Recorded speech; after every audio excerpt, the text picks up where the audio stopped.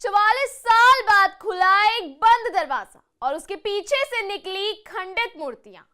ये सिर्फ मूर्तियां नहीं बल्कि 1980 के दंगों की एक गूंज है जो चीख चीख कर हिंदुओं पर हुए अत्याचार की कहानी सुना रही है। क्या ये गौरी शंकर का मंदिर कोई नए राज खोलेगा या इतिहास की खंडर बनकर रह जाएगा? आज हम आपको दिखाएंगे वो तस्वीरें जो 44 साल से दबी हुई थी। और क्या एक दंगे की कीमत हो सकती है 2500 लोगों की जान जाना? और कहां से ढूंढे हिंदू अपने भगवान? और अब क्यों इंडिया अलायंस कुछ नहीं बोलता? क्योंकि ये मामला बाबरी मस्जिद का नहीं। बताएंगे आपको सब कुछ हमारी स्पेशल रिपोर्ट में। नमस्कार, स्वागत है आप सबका आयोन भारत पर। मैं हूं आपके साथ तनीषा भारद्वाज। पहले संभल, फिर वाराणसी और बुलंदशहर के बाद अब मुरादाबाद में भी 44 साल बाद बंद गौरी शंकर का मंदिर मिला है। और उत्तर प्रदेश की राजधानी लखनऊ में शिव मंदिर मिला है।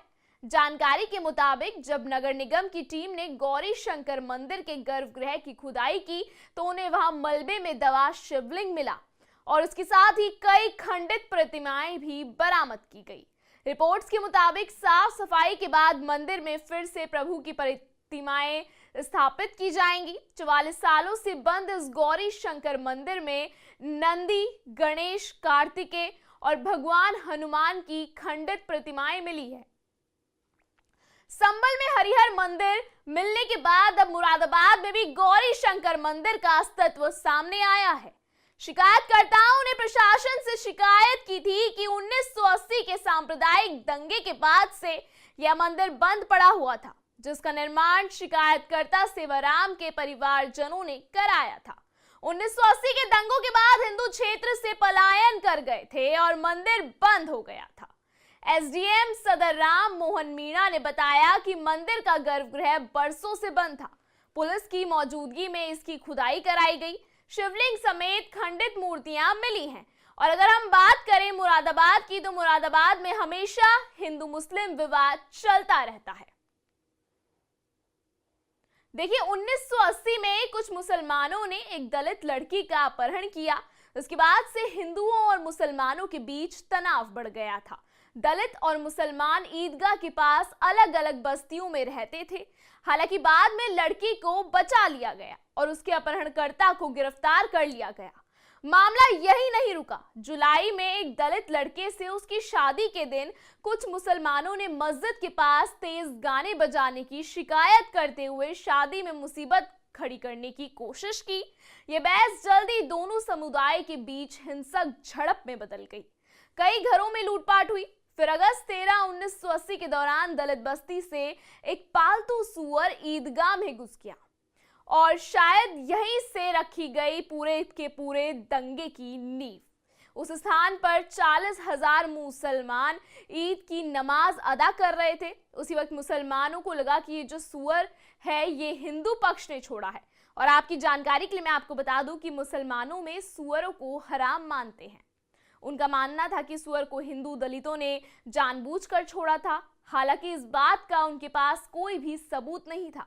उन्होंने ड्यूटी पर मौजूद एक पुलिसकर्मी से सुअर को भगाने के लिए कहा, लेकिन पुलिस ने कथित तौर पर ऐसा करने से इनकार कर दिया। इसके कारण पुलिस और मुसलमानों के बीच टकराव हुआ।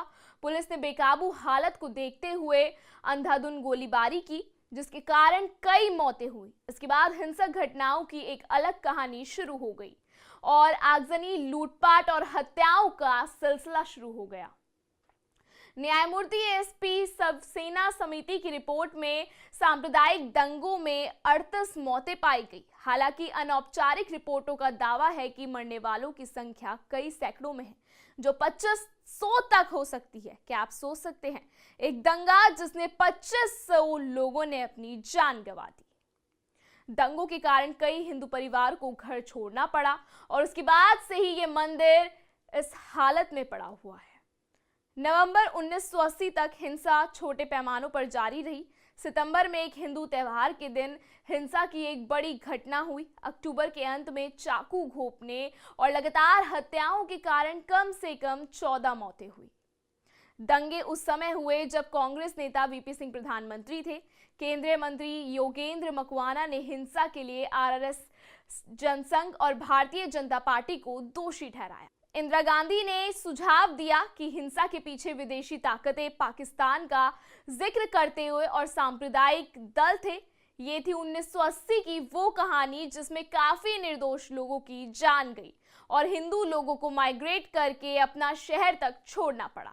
और आज हिंदुओं को उनका अधिकार वापस मिला है सिर्फ और सिर्फ योगी सरकार की वजह से, क्योंकि हिंदुत्व इतना ताकतवर कभी नहीं रहा जितना योगी सरकार के राज में बन रहा है। ये कहानी थी मुरादाबाद से मिले मंदिर की। अब सुनिए लखनऊ के मंदिर की दास्तां। लखनऊ में दिलखुश प्लाजा में पुराने मंदिर होने का दावा किया गया।